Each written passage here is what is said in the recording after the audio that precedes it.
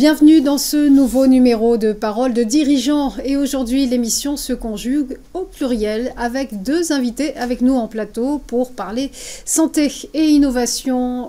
Je commence par Thomas Parias, bonjour. Bonjour. Vous êtes le PDG d'Aurora Stérilisation, une medtech basée à Rouen, une société normande, et qui vient tout juste d'être auréolée par une distinction européenne. On va y revenir. À mes côtés également, Gorka Gorazureta. Bonjour. Bonjour. Je ne me suis pas trompée. Non, c'est bon. Vous êtes coordinateur de l'EIC Accélérateur et travaillez pour le ministère de l'Enseignement supérieur et de la Recherche. On va y revenir là aussi. Alors, première question, elle s'adresse à Thomas Parias. Qu'est-ce qui distingue Aurora Stérilisation de ses concurrents ? A priori, nous avons présenté à l'EIC Accélérateur un programme qui a su répondre aux enjeux qu'aujourd'hui l'Europe souhaite insuffler à la dynamique des nouvelles startups qui représentent le futur des technologies pour briller et pour porter l'industrie vers le futur, à savoir d'abord une composante de sécurité pour les patients, également une technologie qui va permettre de débloquer un certain nombre d'innovations pour le domaine médical, et enfin une composante aussi environnementale, puisque notre technologie permet, avec son plasma naturel, de s'affranchir de l'utilisation de produits chimiques. Technologie verte. Technologie verte. Et donc vous évoquiez les patients, on parle évidemment du milieu hospitalier et de la lutte contre les maladies nosocomiales, les fameuses. Oui, effectivement, aujourd'hui, notre technologie se focalise essentiellement sur, dans un premier temps, atteindre l'hôpital pour aider les praticiens avec une problématique très fondamentale qu'ils ont, qui sont les endoscopes. Vous connaissez bien le développement de la chirurgie non invasive, les succès que certaines startups françaises comme Robocat ont pu avoir dans le monde de la robotique, et qui permet en fait aux patients d'avoir des interventions beaucoup plus courtes, beaucoup moins traumatiques pour leur corps, et donc une récupération plus efficace derrière. Et ceci nécessite l'intervention à distance, donc l'usage de tubes qui vont rentrer dans le corps. Or, nettoyer des tubes, c'est compliqué. Et notamment Lionel Pinault d'Eurofins avait sorti une étude absolument passionnante en décembre 2023 démontrant qu'après avoir échantillonné sur une dizaine d'années une centaine de milliers d'endoscopes, il trouvait des taux de contamination entre 21 à 25% selon les spécialités. Ça fait peur. 1 sur 5. Et donc vous luttez contre ceci grâce à une technologie alternative, on peut le dire. Voilà, exactement. Aujourd'hui, ces endoscopes sont contaminés. Pourquoi ? Parce qu'en fait, il n'existe pas de solution de stérilisation. C'est simplement de la désinfection, de la haute désinfection qui est appliquée. Mais on n'est pas encore au niveau de sécurité de la stérilisation. Et notre technologie, qui en fait active l'atmosphère présente tout autour du dispositif, aussi bien qu'à l'intérieur du dispositif, en la transformant en une aurore boréale, d'où le terme aurora, naturelle. Et cette aurore boréale active va venir à bout des menaces biologiques et des contaminations qui s'y trouvent. Je me tourne à présent vers vous, Gorka Gorazureta. Alors vous faites partie c'est grâce à vous finalement que Thomas Parias a obtenu cette distinction européenne, puisque vous faites partie, vous êtes coordinateur national exactement de l'EIC Accélérateur. Vous pouvez nous expliquer ce dont il s'agit ? Alors en fait, je suis au niveau du ministère effectivement, et je suis dans les points de contact nationaux. Donc on est là pour faire connaître les opportunités et accompagner les candidats comme Aurora. Donc on propose différents services là-dessus. Et ensuite, le Conseil européen de l'innovation, c'est né du constat que l'Europe avait de la science d'excellence, mais qui ne se concrétisait pas par des produits qui allaient jusqu'au marché, qui pouvaient améliorer la vie des citoyens européens. Donc face à ce constat et face à l'observation que d'autres écosystèmes internationaux s'en sortaient beaucoup mieux que nous pour faire ce transfert, il a été décidé la création d'une agence, le Conseil européen de l'innovation, qui propose en fait des services d'accompagnement et du financement pour justement amener une idée du laboratoire jusqu'au marché. On le voit un peu avec le cas d'Aurora, puisqu'il y a des liens forts avec la recherche académique, c'est passé par une SAT, des liens avec des universités. Et donc l'Europe apporte différents types de financement, et dans le cadre de l'EIC Accélérateur, c'est de la subvention combinée à de l'investissement qui peut être injecté dans les sociétés pour les soutenir dans leur développement et arriver jusqu'au produit sur le marché. Il y a actuellement plus de 500 sociétés qui ont bénéficié de ce financement. Ça représente plus de 3 milliards d'euros injectés dans les startups deep tech, comme on dit au niveau de l'EIC. Et la France se classe en première position avec 88 lauréats et plus de 600 millions, plus de 650 millions captés par les sociétés. Et l'EIC vise en fait de faire un effet levier. Pour chaque euro investi en argent public, il y a en fait un effet levier de 3,5 euros d'argent privé qui vient se coupler à cet argent privé selon le dernier rapport d'impact qui a été publié. Donc un accélérateur de croissance. Tout à fait. Et là, concrètement, le fait que Aurora Stérilisation soit lauréate de ce prix, ça va lui apporter quoi? Donc de la subvention pour commencer, pour avancer sur ces étapes R&D. À quel niveau? C'est-à-dire à hauteur de combien? à hauteur de je ne sais pas combien vous avez demandé exactement. 2,5 millions d'euros. Le maximum possible en subvention, qui prend en charge 70% des coûts de R&D. Et donc viendra un peu plus tard de l'injection d'argent sous la forme d'investissement pour faire les coûts qui ne sont pas couverts de R&D dans la subvention, des coûts annexes de marketing ou de montée en échelle. La création d'une usine, ça peut couvrir bien des coûts différents et leur permettre d'aller plus vite et plus fort pour atteindre les marchés et impacter la vie des citoyens européens. Donc un moteur de croissance pour vous, Thomas Parias. Qu'est-ce qu'on fait lorsqu'on reçoit une manne de 2,5 millions d'euros? Alors, c'est une manne qui peut paraître très importante. Il n'en reste pas moins que nous devons, en fait, entre autres, s'assurer que la technologie est en lien avec les marquages qui sont nécessaires pour pouvoir travailler dans le domaine médical, à savoir les marquages type CE, et sur les nouveaux règlements, donc MDR. Et ce sont des campagnes de tests qui sont extrêmement compliquées. L'avantage de cette subvention, c'est qu'elle nous permet d'accélérer notre développement, de produire plus de machines prototypes, donc de gagner en expérience plus rapidement, de les mettre à disposition aussi de nos Key Opinion Leaders, qui sont des médecins de premier plan, des pharmaciens, des ingénieurs biomédicaux dans des hôpitaux qui vont pouvoir tester la machine entre le moment où on aura déposé le dossier de marquage CE et le moment où il va se réaliser. Et également renforcer notre lien universitaire puisque nous allons pouvoir avoir plus de personnes qui vont travailler chez nous et qu'on va notamment embaucher sous forme de thèse CIFRE. Donc accélérateur de croissance, de connaissances. Et la prochaine étape alors de cette initiative, c'est quoi? Alors la prochaine étape, c'est après les subventions. La Banque européenne d'investissement, avec qui nous avons déjà entamé des discussions, dans le cadre de l'EIC Accelerator, s'est engagé à étudier l'investissement à notre prochaine levée de fonds. Et donc les discussions sont en cours aujourd'hui. Cet investissement portera sur l'accès au marché. Donc se développer le plus vite possible, puisqu'en fait on va vraiment apporter un changement par rapport à une réglementation sur laquelle il n'y a pas de solution aujourd'hui, donc l'appel du marché va être assez fort. Il faut qu'on soit capable d'y répondre en termes de qualité, en termes de temps de réponse rapide, en termes aussi de réseau de SAV juste après, et de fourniture de consommables, puisqu'on vend non seulement une machine, mais également un consommable qui suit derrière. Et donc ça va nécessiter des investissements importants dans notre ligne de production.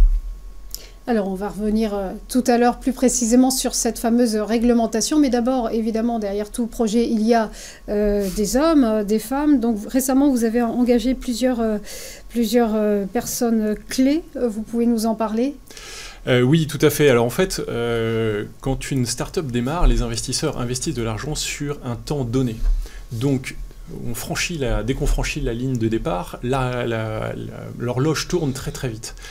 Et c'est pour ça que nous avons commencé sur la première année de notre travail en reposant énormément sur des consultants extérieurs. Et donc ça, c'était 2021 à 2022. Et sur toute l'année 2023, nous nous sommes focalisés à petit internaliser nos savoir-faire, internaliser nos structures, gagner en compétences. Donc nous avons recruté, entre autres sur l'année 2023, un directeur R&D, Alexandre Charmeau, qui a un PhD, qui a travaillé en Allemagne, qui a travaillé à Berkeley pendant plusieurs années en postdoc. Également Sandrine Villéger, qui est une très brillante spécialiste du plasma et des biotechnologies, diplômée du laboratoire Laplace de Toulouse. et qui a travaillé déjà dans la stérilisation dans une vie antérieure. Nous avons pu également nous structurer avec un CFO, avec un directeur des ressources humaines à temps partiel, ce qui nous permet de gagner en compétences. Et là, sur ces 3 derniers mois, nous avons recruté 2 ingénieurs sur la partie production. Nous avons recruté 3 docteurs dans la partie recherche et développement, entre autres grâce à la subvention de l'EIC. Donc il faut savoir qu'il y a aussi des centres d'investigation qui travaillent sur la validation de cette technologie. Vous pouvez nous en dire plus ? Alors nous avons des partenariats que nous sommes toujours en train de développer et de finaliser pour tester nos machines, mais typiquement pour tout ce qui est test sécurité, tout ce qui est test électrique, nous travaillons avec des laboratoires comme la PAV et le LNE. Et pour tout ce qui est validation biologique, nous avons énormément d'interactions et un très grand soutien de Lionel Pinault d'Eurofins, même jusqu'à des discussions que nous avons pu avoir avec la FDA. Alors j'ai vu que vous aviez publié 7 articles scientifiques. Il y en a d'autres en préparation ? Oui, alors d'ici 15 jours, nous aurons de nouveaux brevets qui vont nous permettre de couvrir les enjeux technologiques clés pour notre société. Et plusieurs brevets qui viendront d'ici la mi-année. Et d'ores et déjà, je vous annonce que nous avons présenté des résumés aux prochaines conférences qui vont arriver à partir de septembre, dans lesquelles on va publier notamment la SF2S, la conférence mondiale de stérilisation et d'autres conférences. Alors évidemment, l'autorisation de mise sur le marché est l'étape incontournable pour toute nouvelle technologie. Comment ça se passe? Expliquez-nous au niveau européen et au niveau américain. Alors, c'est d'abord des dossiers qui sont extrêmement compliqués. Et j'avoue qu'au départ, on l'avait assez largement sous-estimé. Vous avez 2 parties très importantes. Premièrement, identifier Aurora comme un fabricant de dispositifs médical, donc la norme ISO 13485, et également en parallèle, faire en sorte de démontrer que notre machine répond à toutes les normes ISO et puisse être marquée CE en Europe. C'est des dossiers qui incluent aussi bien des preuves de concept, des preuves d'efficacité, pardon, donc montrer que la machine va bien stériliser dans certaines conditions, que l'on a bien identifié les organismes qui sont les plus résistants, en combiné avec les surfaces les plus résistantes, mais également ça regroupe tout le travail qui a été fait sur la conception. Donc vous avez des milliers de pages qui ont été faites qui démontrent tout le raisonnement qu'on a pu avoir. Vous devez identifier tous les risques qui sont possibles avec la machine jusqu'à se coincer les doigts ou des risques mortels. Et dans ces cas-là, comment est-ce que des boucles de sécurité ont été incluses pour protéger les opérateurs, protéger également les patients. Donc c'est un travail qui est considérable. On a une équipe de 4 personnes maintenant à quasiment plein temps sur ce sujet-là, en plus de tous les autres enjeux. Plusieurs auditeurs sont déjà passés, auditent régulièrement nos dossiers en cours de réalisation pour s'assurer que tous les éléments sont bien faits, que toutes les révisions sont bien incluses. Ça peut prendre du temps. Et ça prend énormément de temps. C'est en fait la focalisation particulière que nous avons. En plus, en ce moment, on est vraiment dans les campagnes de tests de validation, donc ça y mobilise quasiment 90% de nos effectifs. Et comment on fait pour être dans le bon timing ? Toujours très compliqué, parce que inévitablement on va découvrir que ici on a une faiblesse sur une carte électronique, donc on est obligé de revenir, de rechanger, donc beaucoup d'interactions avec les parties réglementaires et les parties techniques, aussi bien que nos biologistes. Alors concrètement, est-ce que vous avez déjà commencé votre activité commerciale ? Alors, nous avons déjà vendu des études sur les 2 années précédentes à des partenaires. Nous avons beaucoup de discussions aujourd'hui, énormément de prospects, de très beaux prospects qui se sont manifestés et probablement des annonces pour d'ici le mois de juin. Donc, nouveaux investisseurs, nouvelles perspectives. L'entreprise change tout le temps, nouveau logo, comme vous avez pu le remarquer également, nouveau site web. Et un dynamisme qui est sans cesse renouvelé également. C'est un plaisir de se lever tous les matins, parce qu'on sait que ce sont plein de changements qui arrivent chaque jour. Donc ça implique des signatures de contrats qui sont en vue, là, tout prochainement ? Alors, depuis septembre, nous avons embauché un directeur commercial qui fait un travail absolument extraordinaire sur le terrain, qui identifie énormément de clients potentiels, de nouvelles applications également, et on est en train de monter en puissance pour pouvoir lui donner les moyens justement d'aller jusqu'à la signature des contrats au-delà des simples expressions d'intention. Et typiquement Yann, qui était là avec moi la dernière fois, n'a pas pu être là aujourd'hui puisqu'il est aux États-Unis pour discuter avec certains de nos prospects les plus avancés. On évoquait tout à l'heure la BEI et les probables levées de fonds. La dernière remonte à l'année dernière, hein, fin 2022. On pourrait en savoir plus sur votre situation de cash flow? Alors, notre situation de cash burn aujourd'hui reste un peu conforme avec nos prévisions de business plan. On a pris un petit peu de retard dans les développements par rapport à ce qui avait été prévu à l'époque lors des levées, avec d'autres surprises, dont le IC à ce moment-là. Et d'ailleurs, j'en profite en aparté pour souligner tout le support que nous avons eu de la part du Messri et de Gorka et ses équipes, notamment pour franchir la dernière étape qui est l'oral, qui est une épreuve qui est vraiment complexe, extrêmement dure, parce qu'on se retrouve face à un jury qu'on ne connaît pas, de 6 personnes de l'Europe entière. Et le Gorka a coordonné pour nous un certain nombre d'entraînements qui ont été absolument exceptionnels. C'était vraiment l'occasion d'être testé en conditions réelles, avec tout ce jeu non seulement de présentation qui est très normé, hein, c'est dans un temps très précis, et derrière vous avez un nombre de questions très particulières avec des règles, il ne faut pas surenchérir sur la personne qui parle, il y a une seule personne qui répond, et on doit répondre dans un temps donné. Donc le travail du Messri... le coach. Voilà. Un petit peu ça, oui. Oui, non, et puis les retours techniques aussi étaient vraiment très importants. Je n'étais pas seul, on est plusieurs justement pour mener cet exercice, avoir des approches un peu différentes, des grilles de lecture complémentaires. Et on commence à avoir accompagné pas mal de sociétés dans cette étape-là. Je crois que j'avais compté il y a quelques temps, on avait plus de 90 sociétés qu'on avait vues aux euros. Donc on sait un petit peu ce qui est attendu ou les points faibles pas à masquer, mais en tout cas à renforcer. Et donc on avait mené l'exercice avec Thomas et Yann pour justement un peu peaufiner les derniers détails. Bon, le dossier était déjà très bon, donc ça permettait de franchir s'assurer, on va dire, du financement en dernière minute, on va dire. Et il faut que vous vous rendiez compte que c'est une aventure qu'on a commencé quasiment 1 an avant, et qui a été très longue, qui a eu ses rebondissements, puisqu'il y a eu tout un tas d'événements internationaux qui ont repoussé des deadlines, qui ont modifié un petit peu les différents éléments. Et d'avoir un soutien comme Gorka, avec qui on pouvait échanger, avoir des avis, avoir un peu la température de ce qui pouvait se passer, savoir s'il fallait qu'on s'inquiète ou pas, était très utile. Et je tiens à saluer ce travail, parce que c'est vrai que quelque part on porte aussi les couleurs de la France, et sentir cet apport. C'est pas d'argent, mais c'est énorme, parce que c'est aussi une reconnaissance pour nous, chefs d'entreprise, de la présence de l'État à nos côtés. Un vrai label, et sentir l'Europe à ses côtés, forcément, ça...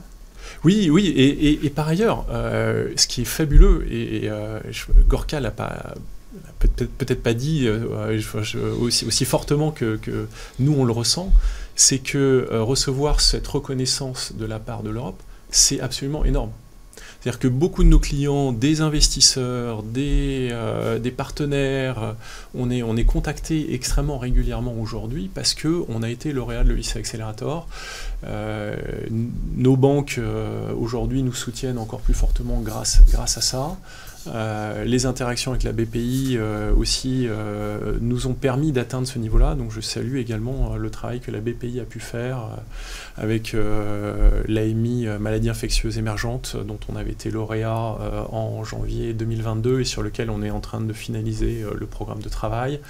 Les différents soutiens qui peuvent exister, le PIRD, les soutiens, et enfin le crédit impôt recherche, qui est un outil absolument extraordinaire. J'ai travaillé dans d'autres pays européens, et c'est un atout que vous soutenez fortement, et je sais qu'il y a pas mal de révisions qui ont lieu en ce moment. Je te vois sourire, Gorka, mais c'est vraiment extraordinaire ce qu'on peut faire avec ça.